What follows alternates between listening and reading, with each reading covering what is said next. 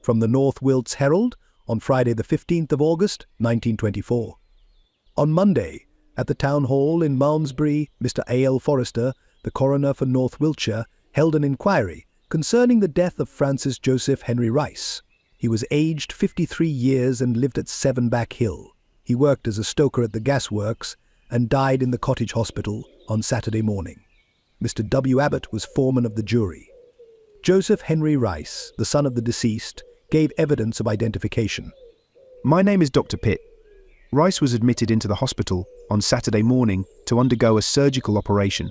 While he was under an anesthetic, he suddenly stopped breathing.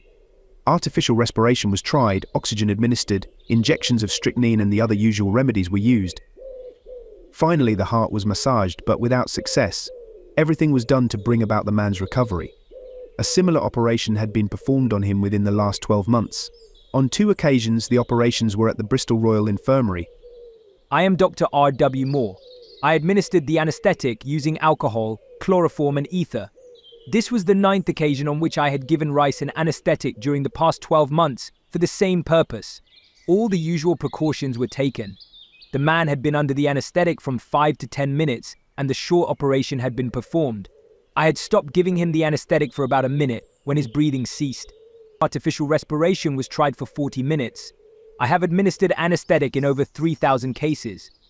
The son of the deceased, who, at the end of the evidence, wished to ask a question as to whether a second anesthetic was administered, now said he did not want to put any question. He was quite satisfied with the medical evidence. My name is Dr. T.W. Butler of Sherston. At the request of the coroner, I performed a post-mortem examination. Death was due to heart failure. Mr. Rice's heart was abnormal and flabby, weighing 15 ounces, where a normal heart should weigh only 10. The coroner explained to the jury that the man having died under an anesthetic, an inquest was necessary for the protection of the public, and it was a matter of importance to the medical men concerned. The verdict of the jury was in accordance with the medical evidence that the operation was necessary, and that Rice died when under an anesthetic administered by a competent person.